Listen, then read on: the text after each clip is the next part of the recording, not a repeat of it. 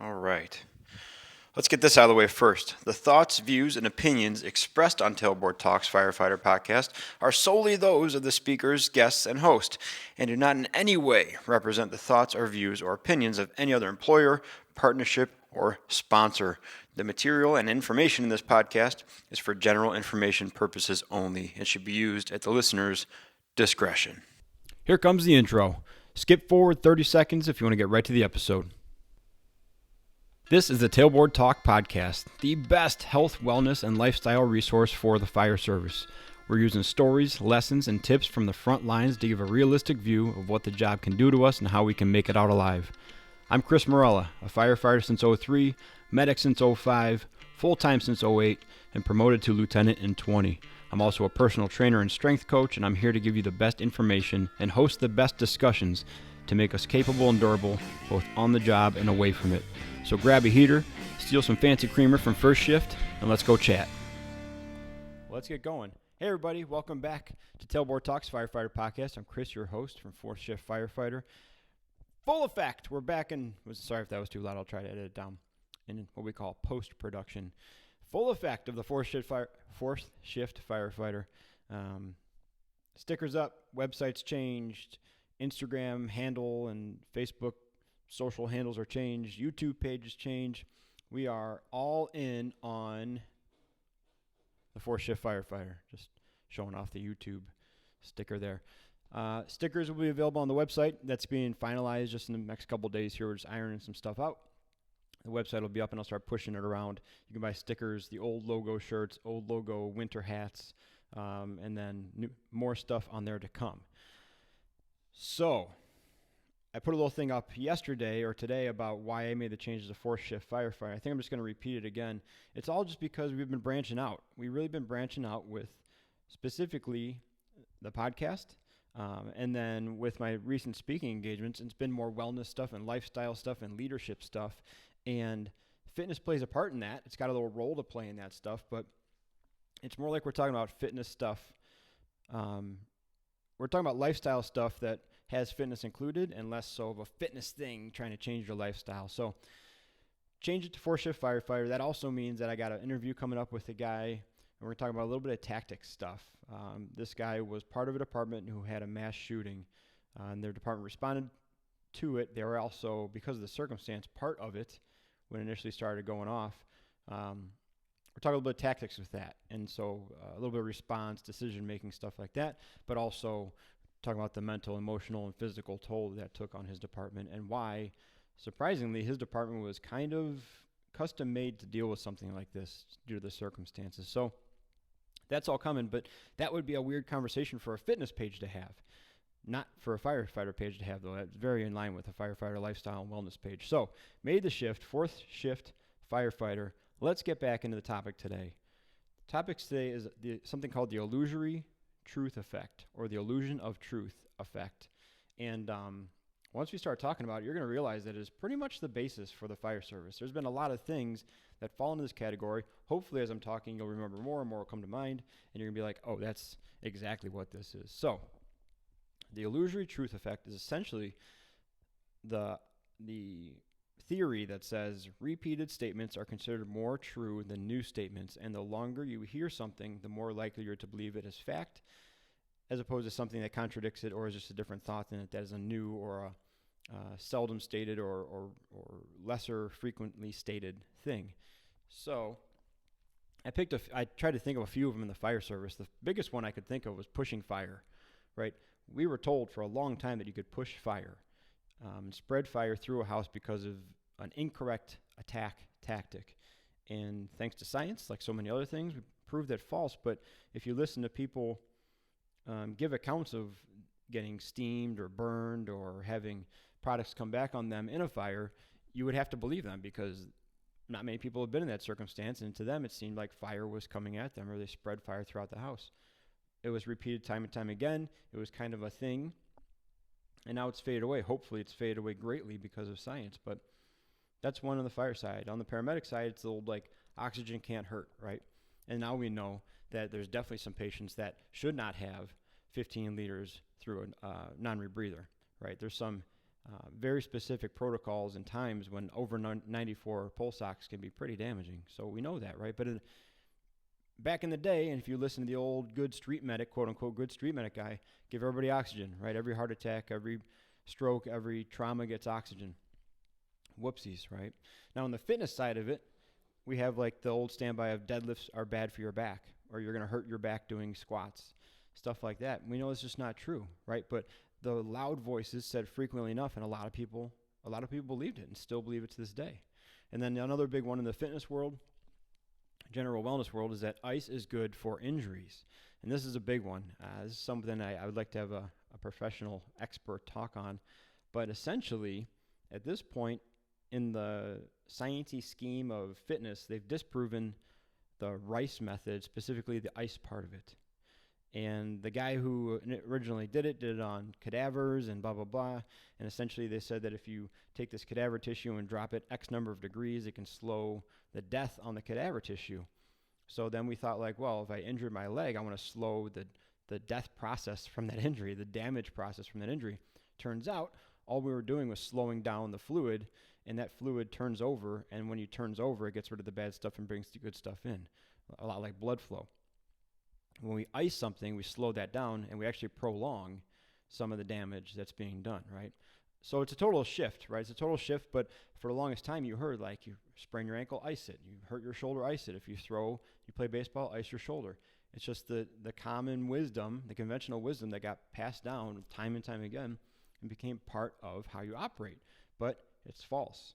And the people who would stand up and say, don't ice your ankle after you roll, it's not going to do any good. In fact, we need to maybe give some compression, a little bit of mobilization, work on range of motion, do these exercises, be patient, right? Those people are like, get out of here, man. You're going to hurt me worse, when in fact that might be, turns out, the much better treatment. So that's a thing. The illusory truth effect. The more you hear something, the more you believe it to be true, regardless of its actual basis in fact or not, okay? And we tend to not investigate those things. We just take them as fact. So what happens when we do that to ourselves? And this is kind of what I want to talk about today. If you guys haven't noticed, most of the topics that I talk about on the podcast are things I'm either working through or trying to figure out for myself or have worked through, and it was like not a light bulb moment necessarily, but like, oh, okay, a realization moment. Because that's kind of what firefighters do, right? First responders do. Basically, we try to solve other people's problems, and hopefully along the way, maybe we solve our own too, which was actually the real focus of that thing, the real purpose for us wanting to help other people, right? But what happens when we convince ourselves of something about ourselves because we've said it so often? How does that work? And let me tell you what, based on the reading I did, it works extremely effectively. You can essentially convince yourself of what you think of yourself, good, bad, or indifferent. So my brother works for the same department as me. He's older than me. He was hired before me, and he was kind of a rabble-rouser back in his day. He's changed a lot out of necessity. But he got hired, a few years went by, and then I got hired. And then whenever I would be a loudmouth or something, it would always come down like, well, he's a Morella. What do you expect? And immediately I caught on to that. I'm like, well, what does that mean? Like, I knew what it meant, right? I knew exactly what it meant. But what does that mean? Because I'm similar to my brother in a lot of ways, but I'm very different in a lot of other ways. And so to me, I was like, well, you can't just categorize two people that have the same last name as something. So what I did was, because I was much more angsty back then and a little more aggressive, I'd put it back on someone. And whenever they fell down or made a misstep or got busted doing something, I'd be like, well, he's a Smith. What do you want to do? I mean, that's just what Smiths do. And everybody's like, well, that's kind of funny. I see what you're doing there. The guy who I was talking about, and Smith, that's just an arbitrary name. I'd be like, well, what's that supposed to mean? I'm like, well, whatever bad thing you think it means, that's what it means, because I know you're not saying he's just a Morella in a positive term, right? So ultimately, I realized years and years later that I get to decide what that means. I get to decide what it means to be just a Morella, right? And there were certainly some traits and some things that I do that were like non-negotiable, right? But what I chose to do with those traits, that was what made me That was what defined what being a Morella is, right? So flash forward to this day. I'm not saying it's necessarily the highest or the um, most most distinguished part of showing growth, but my brother's a captain and I'm a lieutenant. So we've taken that just a Morella name and maybe transformed it into something more than just like a pain or a troublemaker or a liability or something like that, right? We've shown that we can take those things that make us us and use them for good, not bad. Use them for positive and growth, not negative and destruction. We choose to do that. That's a big choice. So ultimately, you get to do the same thing, right? Then there's people all the time. If you just sit around the table and you listen, some guys will be like, "I'm just a fat guy," or "I'm just a fat kid," or "I'm not, I'm not a fitness freak like that. I'm not going to be doing that," or "My knees don't bend like that anymore," or "That's for young guys to do, crawl around like that," or blah blah blah. I'm just a dumb fireman, I'm not someone that they want to promote. They don't want to promote a guy like me. You hear those statements all the time, and more often than not, I've seen that as a measure to protect ourselves, right? We're defining who we are as something that can't do something because trying to do that something is pretty risky. You might not succeed in it. You might look like a jerk doing it. You might fail at it and be embarrassed. So if you just define yourself as someone who can't possibly do that or wouldn't be involved in that or they don't want there, you save yourself that heartache and you save yourself all that trouble of trying. And okay, if you want to do that, you can, but you can also change that. Like, if you say that enough, right? If you say, I'm not the kind of guy they want to promote, or they wouldn't want me promoted, you might say it the first time because you're like in and out of it, not quite sure. You know that you've maybe pissed a few people off, or your character or your personality doesn't mesh well with the current leadership. But 10 years later, you're still saying it. They wouldn't want me. Well, it's a whole new group of people up there. And it might be people with similar tendencies or leadership styles, but it's new people 10 years later. So you're just using that now. You maybe because of the illusory truth effect, you've convinced yourself of that. Despite the landscape change and the possibility, potential change, the opportunities that come up, you've convinced yourself somewhere along the way that you're not promotable because of who you are or what you do. And that's just at that point a bummer because it's not true most of the time. It's something that you've created and bought into and convince yourself that it's true, but it's not true. It's not true at all. But you can change it, is what I'm saying. But only if you want to. And I'm not saying pull a 180 and start professing yourself as the ultimate promotable, and now they do want me, and now blah, blah, blah. It's kind of like the gratitude thing, and I've spoken about this before with gratitude and with setting intentions. Just a few episodes ago, I think I talked about that. I can't do like a broad, generic, overarching one for the day or week or year or anything like that. I have to do acute ones, very small ones. So all it takes is listening to yourself and realizing what you're saying. And when you say those things like they won't let me promoted or I'm just a fat kid, stop yourself and then put something 2 notches less harsh in there. And that's whatever you want to make it, right? Like, maybe I'll try, or maybe maybe I'll clash with them too much, or I'm not in the best shape, but I'm working towards it. I'm not just a fat kid, but I could be in better shape. Something like that. Soften the blow on yourself, man. Start believing a more positive truth about yourself that might get you closer to the person that you actually want to be, instead of just guarding yourself and protecting yourself with these exaggerated claims of who you are or who you aren't, so you don't have to get involved and risk it, right? And then just practice it, man. There was a long time, I wrote down here, so you have to just continually recognize what comes naturally because of the way you condition yourself to believe through that illusory truth effect, and then consciously adjust it, one step at a time, each and every time, right? I wrote down here advanced 12 leads. Another kind of off topic from trash talking yourself, but there was a long time where when we introduced 12 leads, or when they got introduced to us, there were people who were like, it's too difficult for dumb firemen, it's too complicated for the street, we're not cardiologists, we're not going to learn this. And over the course of a little bit of time, some guys actually convinced themselves that not only does it not belong, but we're not going to learn it because we can't. But then all it takes is a little bit of like, okay, we're not cardiologists, let's not be silly here. But can we understand the principles of it? And if we can understand the principles of it, is it that difficult to understand the principles that you can actually use in pre-hospital medicine? Is it really that bad? It's not. But if you've convinced yourself that it's this big, ugly thing you should never grasp on, then yeah, it is. It might be. It might be errantly labeled as that, and you might just believe it, and you suck at 12 leads, but now you're not valuable to the crew because we need people that can read 12 leads, right? The other one I wrote down here was they don't want someone like me as a lieutenant. I'm not going to change to make them happy. Well, who are you talking about? First of all, assume that you're talking about you and your personality clash with the administration, right? And that might be true, but I've had this person talk to me and say, I'm not going to go for promotion because they don't want me. I'm not going to change who I am to make them happy. And I said, don't. If you're pursuing that position and you test well, or you do projects that the staff likes, or you put yourself in that leadership role and you're effective, all they want you to do is get a version of yourself that they can live with. Let me say that again. What you need to find is a version of yourself that they can work with and you can live with. And a lot of times that does not mean changing yourself at all. It means editing yourself for 7 to 10 seconds a day. That's it. So the things you want to say out loud, you make those the quiet parts. And the quiet parts that might be positive and helpful, you make those the loud parts. And voila, they think you're a whole new person. You're not. You're just editing yourself like an adult and like a human, right? They wouldn't want me in that position because I would tell them the truth, and they can't handle that. Well, that just means you suck at talking to people, and you can't tell the truth effectively and communicate it without trying to make somebody mad. So then that ends the argument, right? We all know what that means, right? How much more valuable would you be if you were the person that could take the unpopular truth or go to staff and tell them something uncomfortable from below and effectively get that across to produce change, instead of saying to the guy like, well, I wish they would listen to me, but they don't want some guy like me talking to them? How much better would the department be, and how much better would you be as a leader, and people would trust you more and believe in you and support you and fall behind you if you were the person that could do that?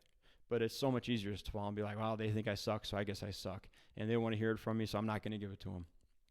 I mean, come on.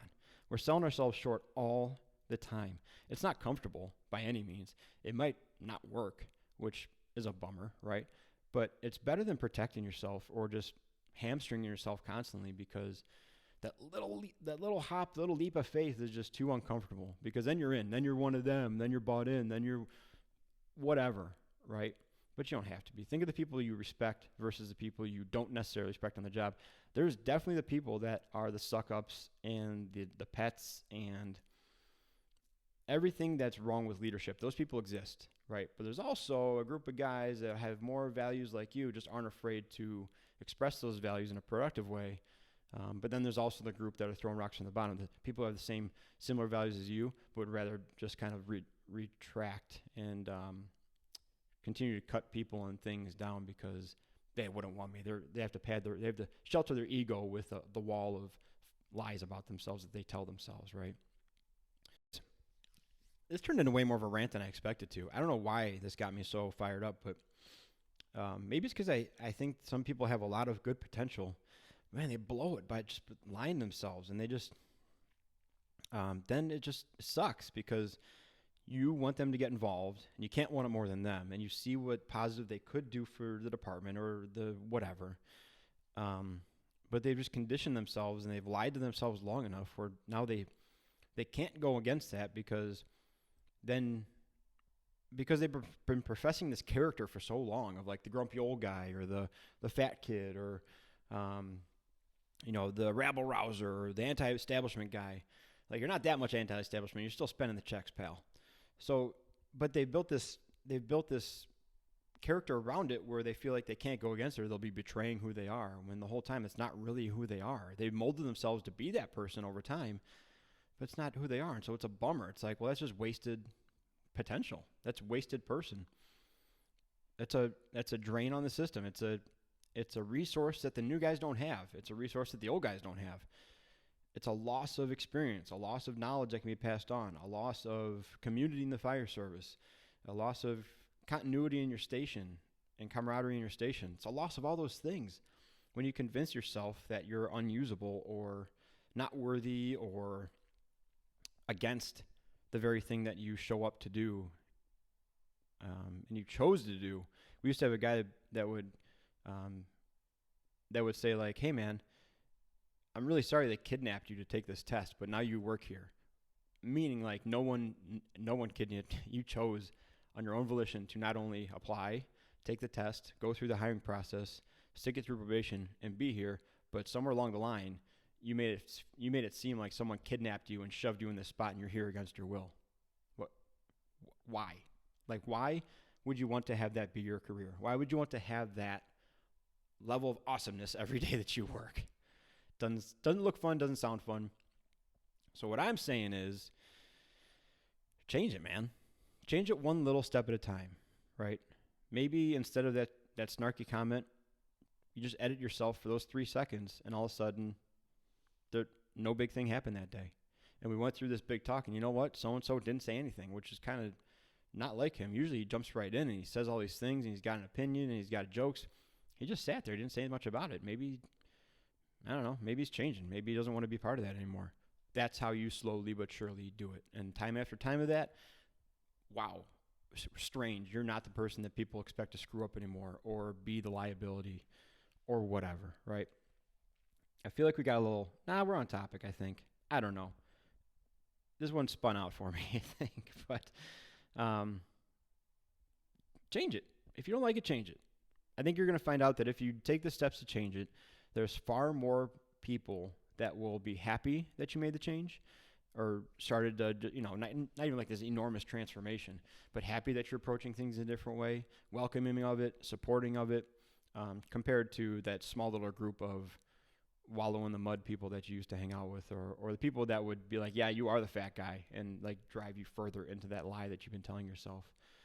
I think time and time again, I've seen more support for the people willing to make those changes than they expected. I'll just say that. Than they expected. So don't be afraid to change it, little at a time. Nothing drastic, nothing shocking. You're not going to come in and shock your crew one day and be a different person, right? But just little by little, stop lying to yourself. Stop telling yourself the destructive lies that you have no choice but to believe, because the illusory truth effect says that if you say it enough, you're going to start believing it whether you want to or not. So stop lying to yourself and hurting yourself. Start being a 4-shift firefighter. I don't know, man. I don't know. That one felt slimy, but what are you going to do? All right. If you guys dig what I'm saying and you would like to have me out to your department and or at your conference, man, I would love that. That's going to be the focus of the 4-shift firefighter for me, is getting out to conferences, speaking engagements, departments, symposiums, stuff like that. I would love to do it. Second to that, if you like the fitness stuff and you want some digital coaching, I can do that on a month-to-month basis. And we can use an app to send you workouts and go back and forth, and I can be your fitness coach in that regard also. All that stuff's available. Stickers and shirts and hats and stuff on the website very soon. Thanks for listening. As always, if you want to, I think on the new website we put the Buy Me a Coffee button down there at the bottom too. You can always just donate to the show. I'm going to be trying to get a new camera soon. And if you were on social media, follow me at 4-shift firefighter. I'm really toying with the idea of getting a small 13, 14, 16-foot camper at the biggest, like an old one, like an old canned ham, metal-sided thing, and making that 4-shift studios. Toying with the idea. I think I like it, but that'll be a much bigger fundraising effort if we go that way. All right, guys, thanks again for listening and hanging out. Let me know if you need anything. Hit me up on social media or Chris at 4thshiftfirefighter.com. We'll talk to you soon. Keep on being more capable and durable, both on the job or on shift and away from it, and be a 4-shift firefighter.